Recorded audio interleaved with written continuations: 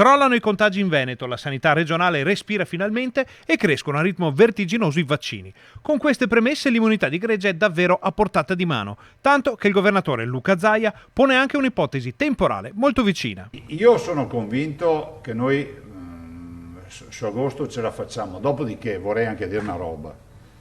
Se il tema è, viste le prenotazioni e tutto, vedo che insomma se riuscisse ad arrivarci un bel po' di vaccini ad agosto il giro di boa lo facciamo. Il coronavirus, iniziato come un'emergenza sanitaria, è diventato rapidamente emergenza sociale ed economica. Molte aziende sono state colpite in Veneto dalla crisi derivante dalla pandemia, ma le prospettive per la ripartenza sono positive.